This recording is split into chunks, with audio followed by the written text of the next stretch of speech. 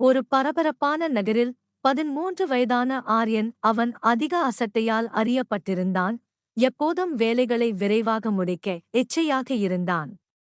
அவன் தாத்தாவின் அறிவுரைகளை எப்போதும் தள்ளி மாய்த்துவிட்டு, தாத்தா, நீங்கள் மிகவும் மெதுவாக இருக்கின்றீர்கள். இன்றைய காலகட்டத்தில் உங்கள் பண்டைய முறைமைகள் வேலை செய்யவில்லை என்று கூறி வீடியோ கேம்ஸ் ஆட அல்லது போன் ஸ்க்ரோல் செய்ய இழுத்து போயிடுவான். ஹூட் ஒரு மாலை தாத்தா ஆர்யனை அணுகி, ஆர்யன், நான் வீட்டின் பின்புறம் உள்ள குட்டியை துவைக்கும் சாவி காணாமல் போயிருக்கின்றது. நீ எனக்கு அதை கண்டுபிடிக்க உதவ முடியுமா என்று கேட்டார் ஷூட். ஆர்யன் பெரிய சுவாசத்துடன் கூறினான், நீங்கள் ஒரு தாளிநிபுணரை அழைக்கிறீர்களா அல்லது புதிய சாவி வாங்குகிறீர்களா? ஏன் நேரத்தை வீணாக்கி தேட வேண்டும்? தாத்தா ஒரு நல்ல நகதோடு, ஆர்யன், நான் உனக்கு பஞ்சதந்திர கதைகளின் மூலம் வாழ்க்கையின் முக்கியமான பாடங்களை கற்பிக்க முயற்சி செய்கிறேன். ஆனால் நீ எப்போது கேட்க விரும்புகிறாயோ தெரியவில்லை. நான் சொன்னால் உனக்கு உணர்வு மற்றும் அறிவு எப்படி கடுமையான பிரச்சனைகளையும் தீர்க்க முடியும் என்பதை புரிந்து கொள்வாய் என்றார் ஷூட். கதைகள்? தாத்தா, அது குழந்தைகளுக்கானவை. நான் மிகவும் பிஸியாக இருக்கின்றேன் என்று ஆர்யன் கூறி தனது போனில் கவனம் செலுத்தினார் ஷூட். தாத்தா எண்ணமறியாமல், சரி, நான் உனக்கு காட்டுவேன். நாம் சாவியே சேர்ந்து தேடுவோம் என்றார் ஷூட். ஆர்யன் ரிலக்டன்ட்லி தாத்தாவுடன் சேர்ந்து கண்டுபிடிக்க செல்வதைத் தொடங்கினான். ஆர்யன் ஓடிக்கொண்டே காத்து மற்றும் டாங்கிகளை உதிர்த்தும் தாத்தா சோம்பலாக தன் வழியே மீண்டும் மீண்டும் சென்று தேடியார். ஷூட், என்ன இவ்வளவு மெதுவாக இருக்கிறீர்கள் தாத்தா? இந்த வேகத்தில் நாம் சாவியை எப்போது கண்டுபிடிப்போம் என்று ஆர்யன் கூறினான். ஹூட் தாத்தா சிரித்து, உன்னை குறைந்தபட்சம் பஞ்சதந்திர கதையில் முட்டாள் சிங்கம் மற்றும் புத்திஸ் புயல் கதையை நினைவுபடுத்துகிறாயா என்று கேட்டார் ஷூட். ஆர்யன் நச்சாக, இல்லை, நினைவில் உள்ளேன்.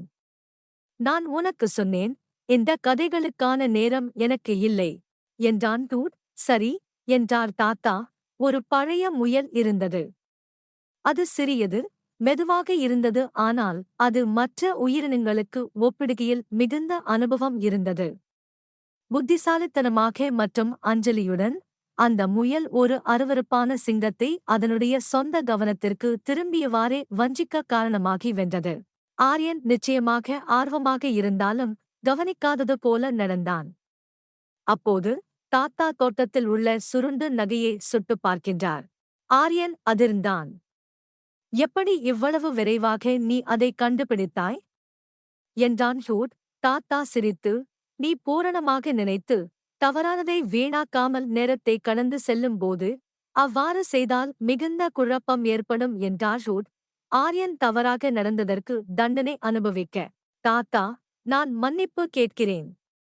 நிச்சயமாக உங்கள் கதைகளை நான் கேட்க ஆரம்பிக்க வேண்டும் என்றான். ஷூட் அந்த மாலை ஒரு கடினமான கணித பிரச்சனையை தீர்க்க முயற்சிக்கும்போது தாத்தாவின் வார்த்தைகள் மனதில் அசைவின்றி வந்தன. பொருள் செய்யாமல் அல்லது சிரமப்படாமல் எல்லா இடங்களை ஒழுங்குபடுத்தி தீர்வை கண்டுபிடித்தான். ஹூட் அந்த நாளில் இருந்து ஆர்யன் தாத்தாவுடன் ஒவ்வொரு நாளும் சிறிது நேரம் கழித்து பஞ்சதந்திர கதைகளிலிருந்து பாடங்களை கற்றுக்கொண்டான். ஹூட் காலக்கூட்டத்தில் ஆர்யன் தாத்தாவின் அறிவுக்கு மதிப்பளிக்கத் தொடங்கினான். அந்த பழைய கதைகளின் பாடங்கள் இன்று வாழ்க்கையில் மிகவும் பயனுள்ளவை என்பதை உணர்ந்தான். மெதுவாக அவன் பெரும் அவதூறான சுயவிவரத்தை சாந்தமான மற்றும் யோசனையுடனான செயல்களாக மாற்றினான். நெறி, பெரியவர்களின் அறிவு அனுபவத்திலிருந்து வருகிறது. அவர்களை கேட்டு வாழ்க்கையின் பிரச்சினைகளை தீர்க்க முடியும். ஓர்பு மற்றும் யோசனையுடன் செயல்படுத்துவது வெற்றிக்கு வழிவகுக்கும். அலைபாய்வு குழப்பத்தை ஏற்படுத்தும்.